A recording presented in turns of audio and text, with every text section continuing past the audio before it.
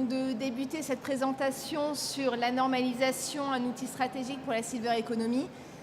Cette présentation portera entre autres sur les recommandations, la présentation du travail qui a été réalisé par les 105 experts qui ont participé au groupe de réflexion Silver Economy au sein de l'AFNOR, AFNOR Normalisation. 105 experts qui ont été motivés pour donner de la cohérence sur un sujet difficile, complexe, intersectoriel, interfilière, impulsé par le ministère, mais pas que, impulsé aussi par les entreprises, par les associations, fédérations, et puis d'abord par le consommateur qui a délivré un message, on a des besoins, essayez d'y répondre. Donc voilà autour de quoi aujourd'hui on va essayer d'apporter des réponses à travers une réflexion qui a été réalisée de manière intersectorielle, toutes filières confondues, agroalimentaire, électrotechnologie, transport, santé, action sociale, etc., etc. Je vais laisser la parole à Sabine Joch, qui est chargée de projet à la mission service à la personne de la Direction générale des entreprises, qui a été animatrice d'un de nos groupes de travail et qui a porté un travail très complexe qui a été celui de réaliser le parcours de vie du senior. Donc Sabine, je te laisse la parole. Bonjour à tous, donc je ne me présente plus, voilà, c'est déjà fait. Je vais essayer de vous décrire rapidement le fil de cette présentation pour que vous puissiez suivre plus aisément. Alors premièrement, on va aborder rapidement quelques éléments de contexte. Après, on va regarder un peu plus précisément quels sont les objectifs du groupe de travail qui s'est réuni, comment il a procédé, par quelle méthode. Le travail était extrêmement complexe. On aura l'occasion de rentrer dans le vif du sujet. Et nous verrons aussi les recommandations qui ont été formulées et qui ont à la fois un caractère transversal pour certaines et puis un caractère plus sectoriel pour d'autres.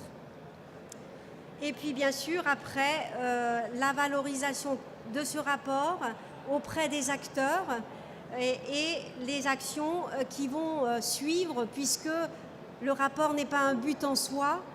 Il s'agit évidemment de le faire vivre, de lui donner toute sa place et de faire en sorte qu'il puisse déboucher sur des actions très concrètes.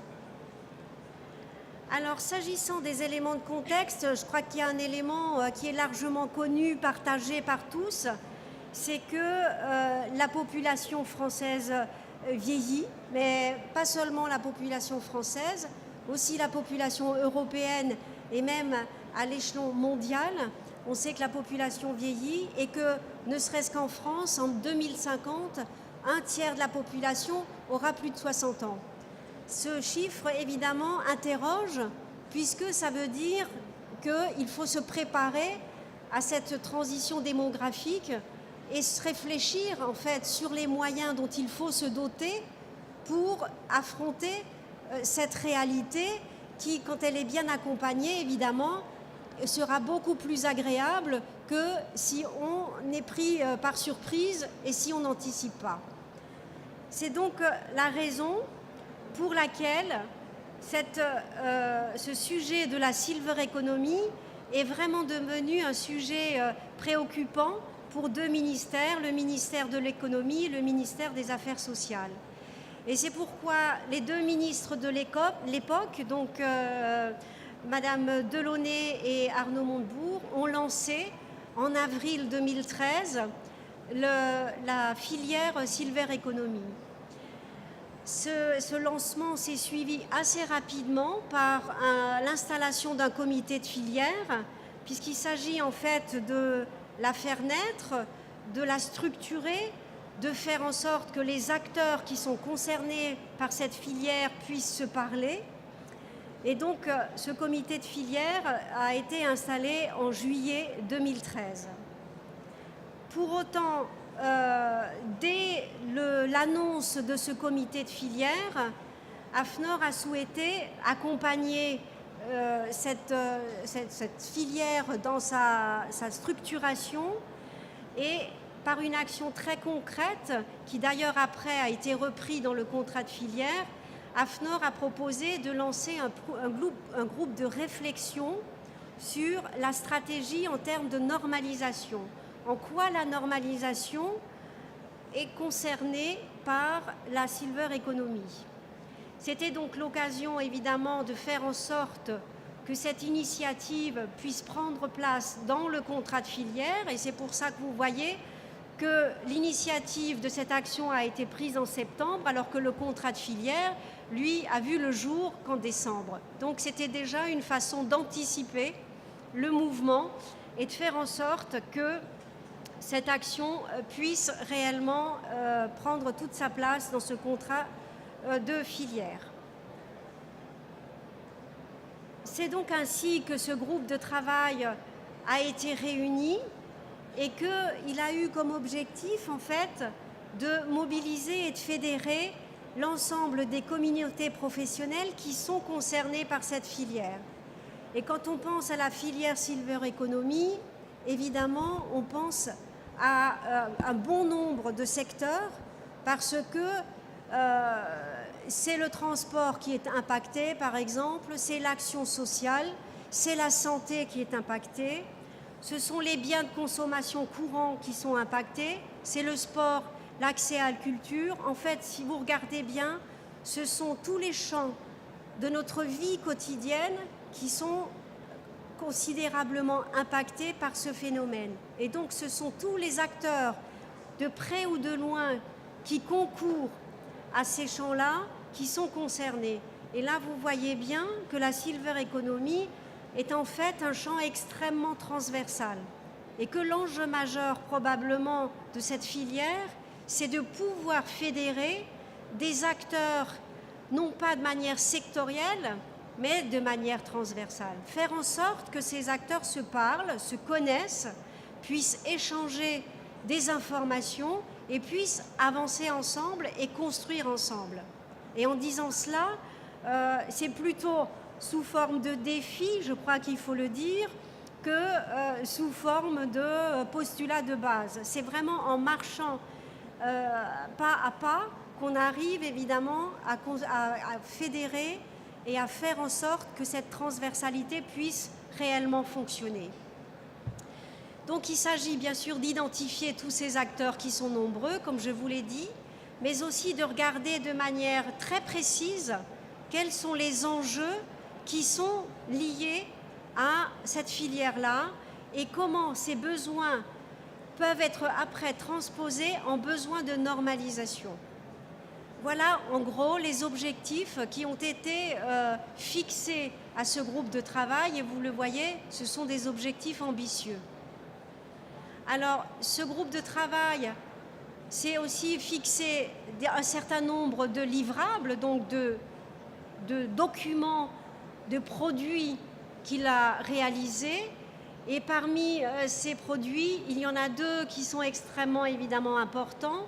La première, une cartographie de la normalisation existante, c'est-à-dire toutes les normes existantes et celles qui sont en cours, les cartographier, c'est-à-dire les sérier, les trier par type et faire en sorte qu'ils soient accessibles, qu'on puisse les consulter rapidement, facilement, et que cet outil puisse aussi être complété au fur et à mesure que de nouvelles normes arrivent ou que d'anciennes normes soient révisées.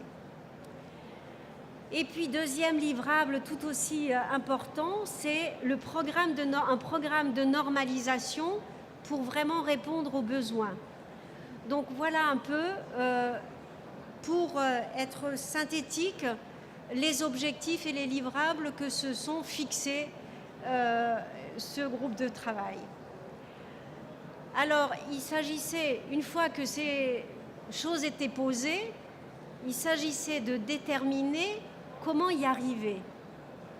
Et en fait, la méthode a été assez, longue à se mettre en place parce qu'évidemment, c'est pas facile d'appréhender sous un grand angle un tel sujet. Donc, il fallait en fait sérier aussi, découper, si je puis dire, en sous-chantier ce travail.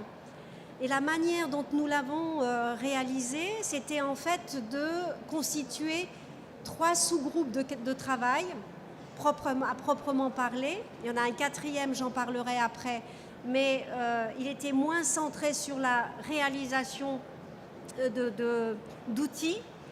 Donc 3 sous-groupes de travail. Un premier que j'ai eu le plaisir de piloter, qui est celui de réaliser le parcours de vie d'une personne âgée. En fait, il s'agissait de se dire, mais de quoi a besoin une personne âgée selon qu'elle soit plus jeune, donc encore active, selon qu'elle soit peut-être fragile et selon qu'elle soit à un moment donné de sa vie dépendante. On voit bien que les besoins ne sont pas les mêmes. Et donc nous avons essayé de modéliser ce parcours pour bien identifier les besoins à ces différents stades. Il y a eu un deuxième groupe de travail qui, lui, s'est donc penché sur la réalisation de ces cartographies de la normalisation et qui sont évidemment accessibles sur le site AFNOR et consultables facilement. Et puis, il y a un troisième sous-groupe de travail qui s'est penché sur une enquête nationale pour faire remonter directement via évidemment les consommateurs âgés de plus de 50 ans ou 55 ans, je crois 55 ans, c'est ça, les besoins qui pour eux étaient importants. Et vous voyez bien que notre porte d'entrée ou notre façon en fait de travailler a été extrêmement centrée sur les besoins de la personne. Puisqu'on s'est dit que s'il y a un arbitrage à faire, c'est celui-là, c'est vraiment de partir du besoin réel pour après le transposer en enjeu de normalisation. Et non pas l'inverse, parce que là, je crois qu'on aurait été un tout petit peu décalé par rapport au sujet. Et puis, un 4e groupe de travail s'est mis en place, chemin faisant, pour donner une dimension plus internationale au sujet. Et il y a donc eu la mise en place d'un groupe de travail franco-chinois qui travaille sur des thématiques qui intéressent plus particulièrement la Chine, compte tenu du vieillissement beaucoup plus rapide de sa population que nous et beaucoup plus massif aussi, vu le nombre de personnes concernées. Et puis, il y a un IVA, donc un International Workshop Agreement, qui a vu le jour et qui nécessite aussi de suivre ces travaux. Donc, ce groupe est amené à suivre également ces travaux pour faire en sorte qu'il y ait un avis, une position française qui puisse être donnée au fur et à mesure de l'avancée de ces travaux. Voilà, alors un petit zoom sur la cartographie dont je vous ai parlé, parcours de vie. Là, par besoin, vous voyez, c'est sous forme d'arêtes de poisson que vous trouvez les différentes entrées. Ce n'est pas tout à fait lisible, mais c'est consultable aussi sur le site d'AFNOR et bien sûr dans le rapport. Il est intéressant de le consulter et de le regarder, de le feuilleter de manière plus détaillée. Et là, vous voyez les arêtes qui, en fait, sont caractérisées par un type de besoin et après, les acteurs qui sont concernés. Et puis sinon, vous avez l'entrée aussi par marché et qui permet aussi de recouper à nouveau cette notion de besoin. Vous avez après l'enquête sur les consommateurs qui est remontée et qui nous a pas mal éclairé sur ce que attend en fait aujourd'hui le consommateur âgé de plus de 55 ans. En fait, il y a certaines choses que vous connaissez qui ne sont pas surprenantes, d'autres qui sont un peu plus pointues, mais qui sont bien confirmées. Premier point, c'est rester le plus longtemps à son domicile. Je crois que c'est largement partagé et c'est bien connu. Le deuxième point, c'est de bien connaître le champ d'intervention des structures de services à la personne, puisque ce sont ces services-là qui interviennent au domicile des personnes, notamment quand elles sont en fragilité ou en perte d'autonomie. Donc bien connaître ces services, savoir les repérer facilement dans son environnement proche, savoir quelles sont les prestations qui sont proposées, c'est vraiment une demande. Donc ça veut dire qu'il y a bien des efforts à faire là-dessus sur ce point. Un étiquetage plus lisible, précis et complet sur les produits alimentaires. Nous avons repéré que quand on a fait la cartographie des normes, très peu de normes portaient en fait sur le sujet de l'alimentation. Et vous savez à quel point aujourd'hui la santé passe par la nourriture, et on sait aussi à quel point bien se nourrir, c'est une façon de rester en bonne santé. C'est une manière de rester en bonne santé. Donc on voit là qu'il y a un enjeu majeur sur tout ce qui est agroalimentaire par rapport notamment au vieillissement de la population. Il y a aussi, bien sûr, des modes d'emploi plus lisibles. Et là, je pense qu'on est tous concernés par ces boîtes où les modes d'emploi sont écrits de manière extrêmement petite, insuffisamment détaillés, qui ne nous renseignent pas vraiment sur l'information que l'on cherche. Et ça, je crois que c'est vraiment le problème non seulement des personnes âgées, même si effectivement la perte de la mobilité, la diminution de la vue rend effectivement ce sujet plus prégnant, mais je dirais il nous concerne tous aujourd'hui. Et si on avait des modes d'emploi faciles, accessibles, détaillés, que l'on peut consulter, on serait tous certainement plus rassurés et mieux informés.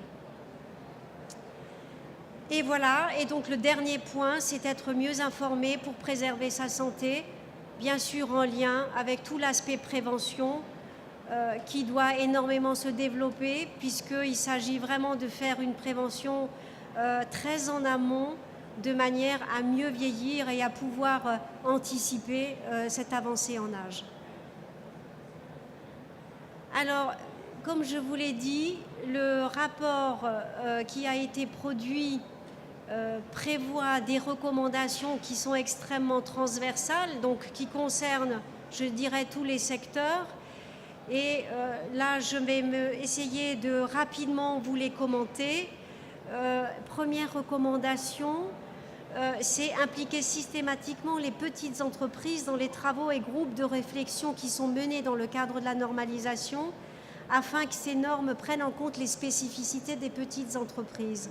Pourquoi ? Parce que ces petites entreprises sont aussi celles qui sont le plus à proximité des domiciles des personnes. Et donc, si elles doivent intervenir, il faut qu'on puisse prendre en compte leurs spécificités et inversement, qu'elles puissent, elles, réellement produire de manière à répondre à des besoins qui sont reconnus comme étant des besoins à satisfaire. Donc là, il y a vraiment un enjeu, effectivement, d'adéquation à travers le fait que ces petites entreprises sont bien reconnues dans les travaux de normalisation, ont leur pleine part à prendre et pas seulement, évidemment, les grands acteurs connus. Deuxième recommandation, appliquer le guide ISO 71 guide pour l'intégration de l'accessibilité dans les normes au cours de leurs travaux.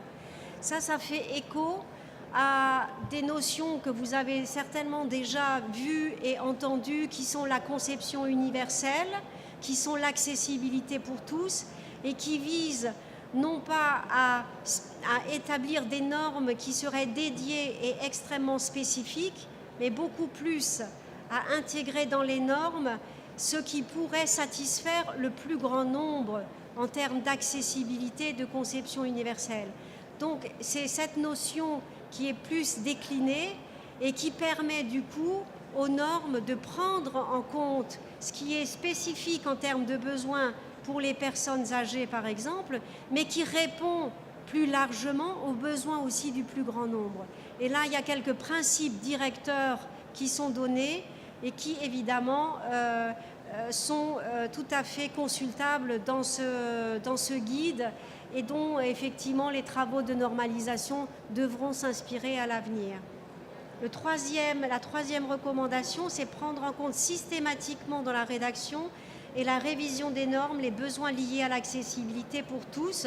C'est aussi ce point qui réapparaît non pas à travers le guide, mais dans une espèce de systématisation, s'interroger automatiquement quand on révise une norme ou quand on établit une norme sur comment faire en sorte qu'effectivement les besoins qui sont liés à l'avancée en âge soient pleinement pris en compte.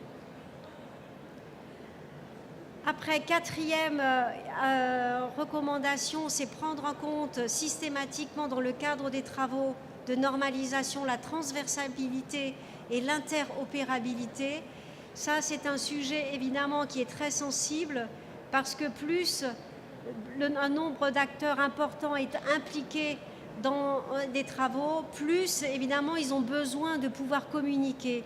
Et le système, effectivement, l'idée de partager des données, de pouvoir effectivement concevoir des dispositifs qui peuvent communiquer est évidemment un enjeu majeur dans ces sujets-là.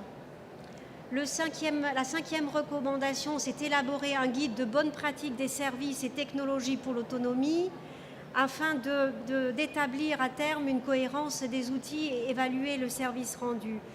Devant la diversité et le nombre de produits dédiés aujourd'hui à la perte d'autonomie ou à la préservation de l'autonomie, on s'est réellement interrogé sur la nécessité, à minima, d'établir un guide de bonne pratique qui permet à la personne de bien se repérer et de savoir quel est le service qui est rendu, quel est l'objectif qui est visé et comment effectivement ce produit répond vraiment à un besoin d'usage. Donc cette question, elle mérite d'être travaillée avant même de penser à une normalisation, parce qu'il faudrait déjà faire l'inventaire de l'existant et de pouvoir le classifier de manière à ce que le consommateur puisse s'y retrouver. Il nous semble que ça, c'est vraiment un travail préalable qui est pratiquement indispensable. Et puis en sixième point, réfléchir aux moyens normatifs permettant de favoriser l'accès à l'information et aux conseils, en assurer sa qualité et améliorer la lisibilité sur les produits et services fournis. Ça fait écho à ce que je vous ai développé par rapport à l'enquête. Il y a vraiment un besoin d'information qui est très important, qui est remonté et qui mérite d'être traité par tous les moyens. Et donc, entre autres, parce qu'il y a effectivement probablement à normaliser sur ce sujet de la qualité de l'information et de la lisibilité sur les produits et services qui sont mis en service. Donc vous voyez qu'il y a en fait 3 catégories de besoins, on va dire, qui sont traités à travers ces normes transversales. C'est un besoin d'accessibilité, un besoin d'information, et je viens au dernier point, le besoin de formation, puisqu'il y a un vrai besoin de formation des professionnels à l'évolution, je dirais, des différents secteurs.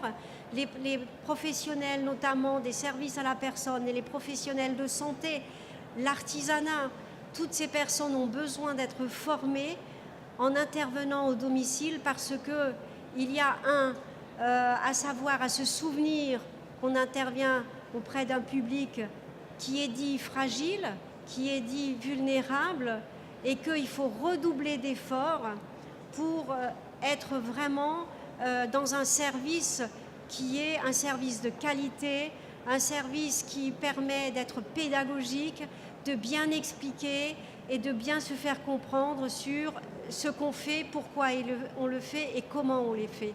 Et ça, ce sont des choses qui ne s'improvisent pas, mais ce sont des choses qui doivent au fur et à mesure être régulièrement revues à l'aune aussi des évolutions et notamment du numérique qui va de plus en plus se mettre en place dans ces différents champs. Et donc les formations continues notamment ont besoin d'être régulièrement revues et corrigées pour que les prestations soient tout à fait adéquates.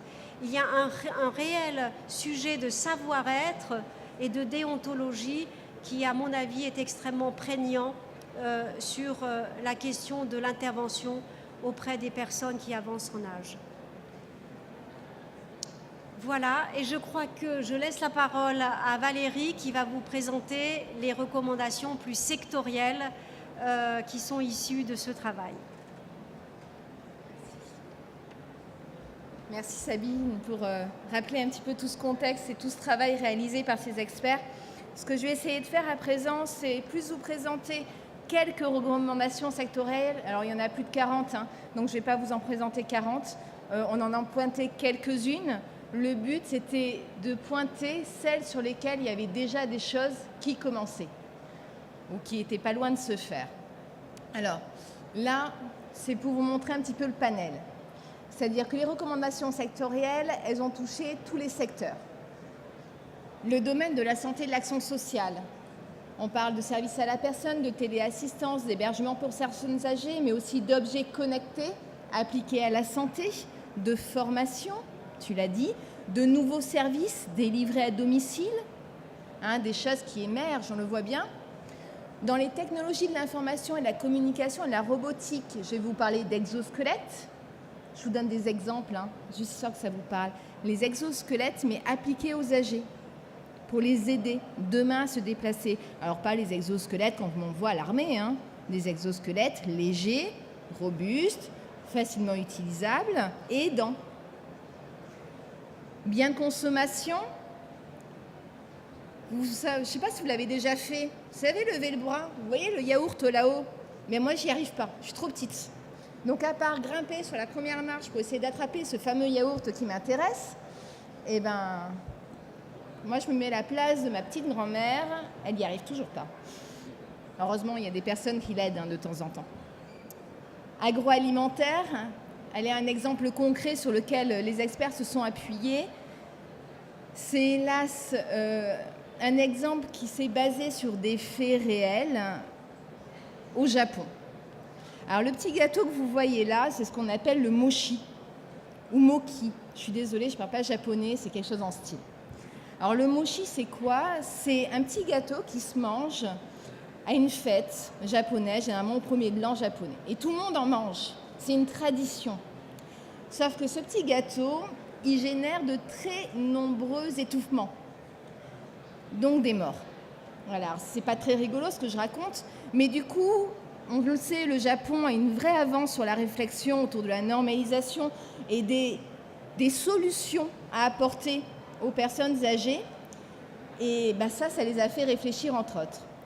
Moyen d'avoir de la nourriture adaptée à la déglutition, une meilleure déglutition en tout cas, adaptée aux âgés, en termes de nutrition également. Vous voyez, ça c'est des réflexions qu'on s'est également posées et qui nous ont permis d'orienter nos recommandations sectorielles.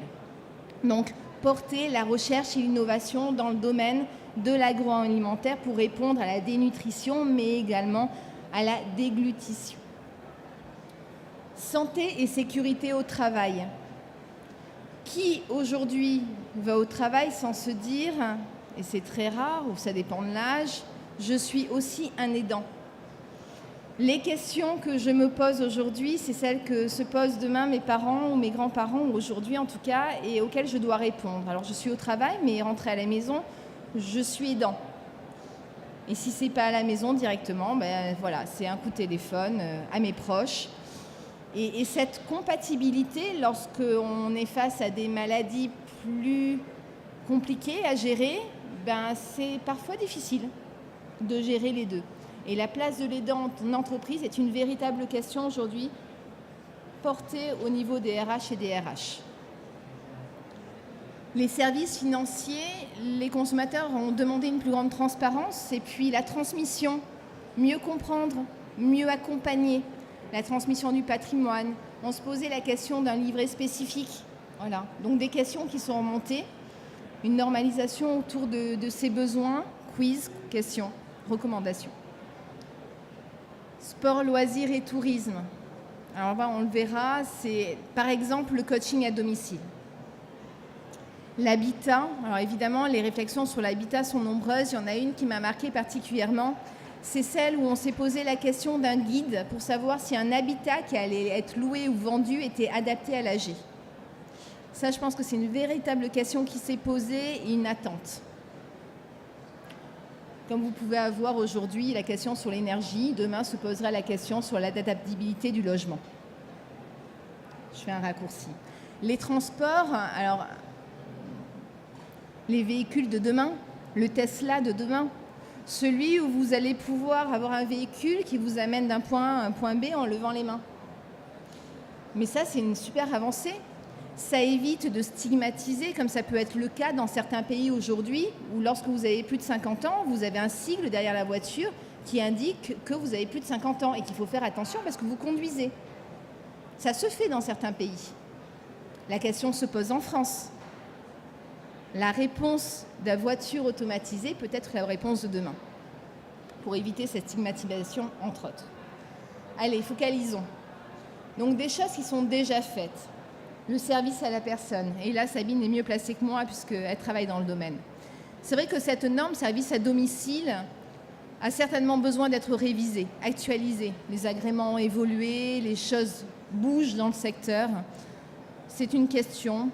Les acteurs aujourd'hui viennent vers nous pour la réviser. Ça va être certainement fait. Dans quel délai, je ne sais pas encore, je ne pourrai pas vous répondre. Réactiver la commission de normalisation sur la téléassistance. Alors, arrêtons de parler de téléalarme, on n'en est plus là. On n'est plus sur la téléalarme. Aujourd'hui, la téléassistance, c'est la téléalarme, de la télégéolocalisation, c'est de la chute de personnes. Hein, c'est tout ça aujourd'hui, la téléassistance. Alors, les travaux, ils sont déjà européens. On ne nous a pas attendu. Non, la normalisation, c'est aussi ça. La normalisation, c'est une vision franco-française, européenne et internationale. C'est le message que j'essaie de faire passer.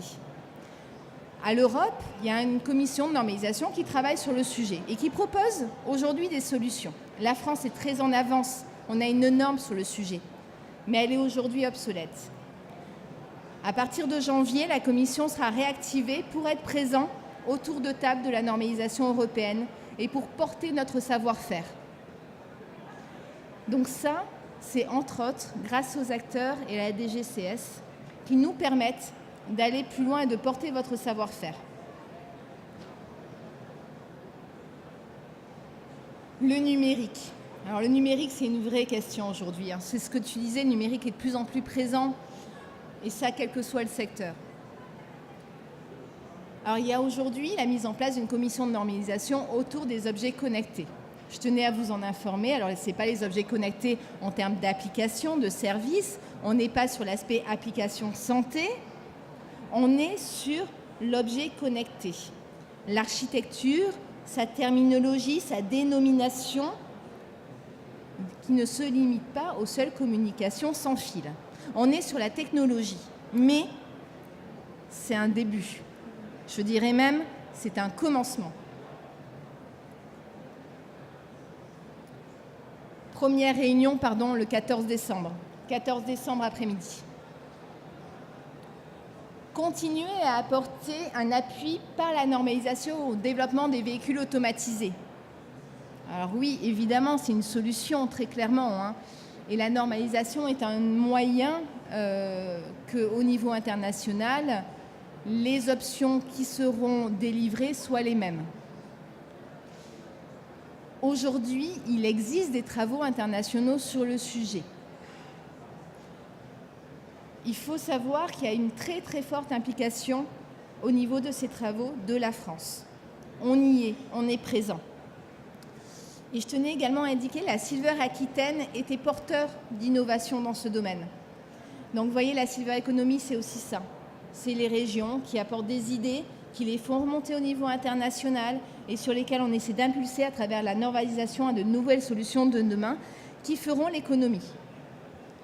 Et surtout qui permettront de répondre aux besoins des consommateurs. Les consommateurs, c'est les seniors, mais c'est aussi les aidants. Et puis c'est nous tous, parce qu'en répondant à une spécificité, on a dans le but de répondre à la spécificité de tous à travers le Design for All. Parce que moi, je serais très contente si j'ai pu à conduire avec les mains. Dans le secteur du sport, le coaching. Alors, le coaching à domicile.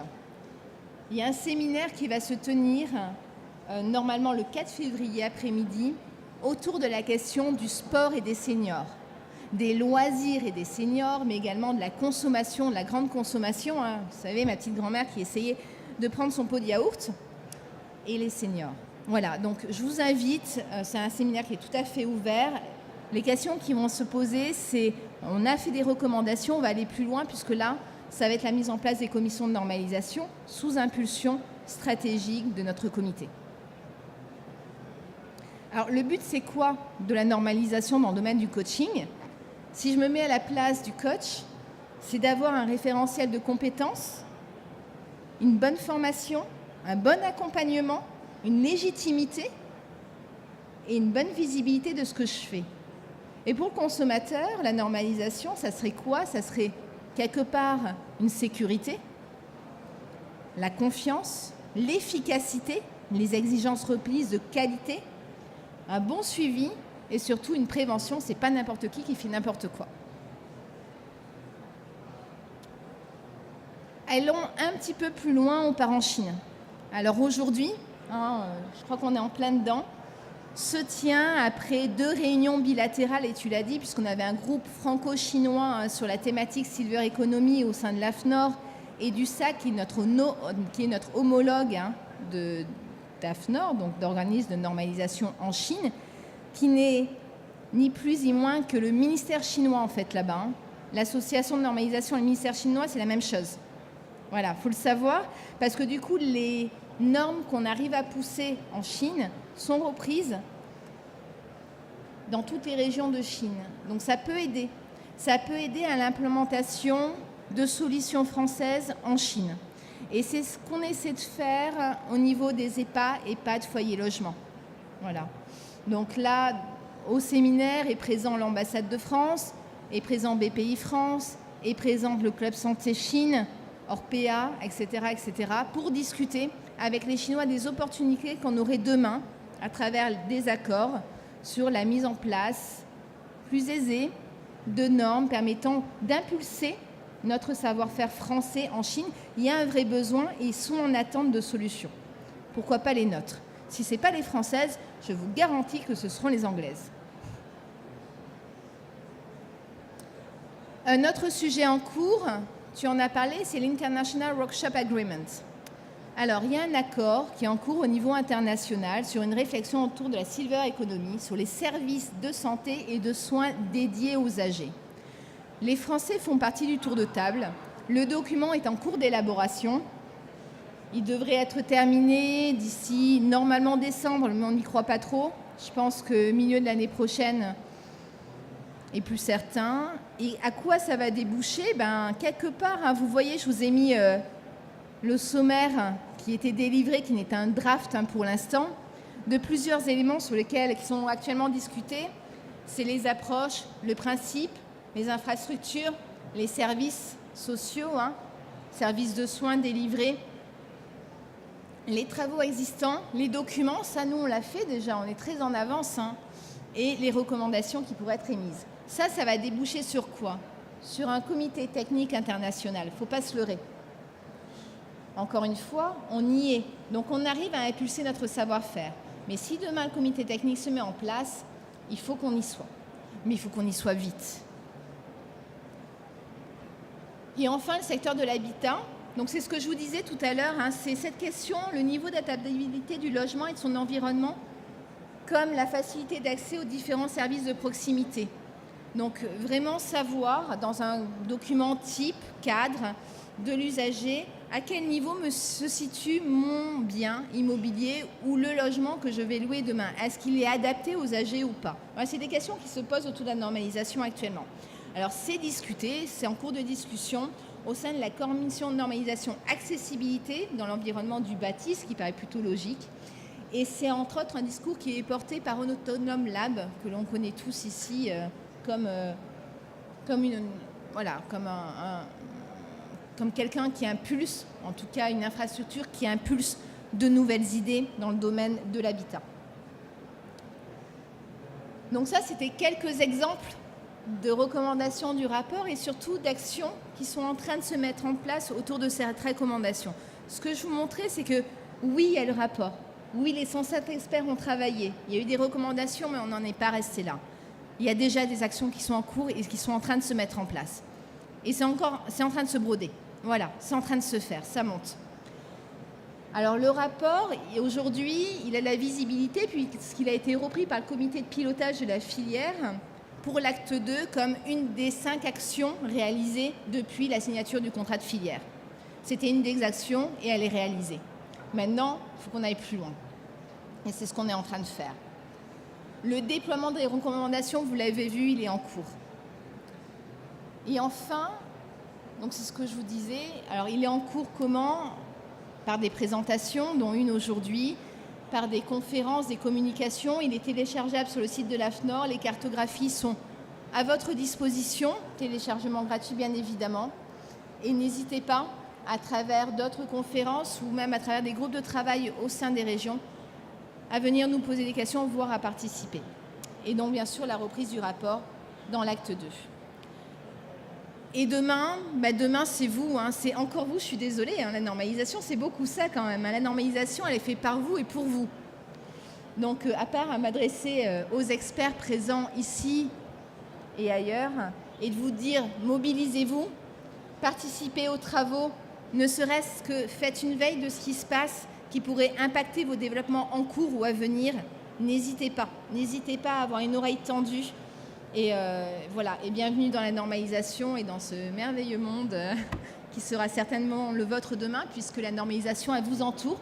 C'est la feuille A4 aujourd'hui, c'est le siège, c'est les murs qui vous entourent.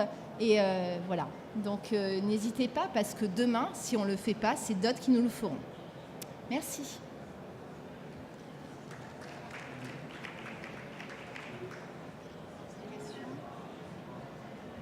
Alors évidemment, on est là pour répondre à vos questions, n'hésitez pas. Si on n'a pas de réponse, on vous y répondra plus tard.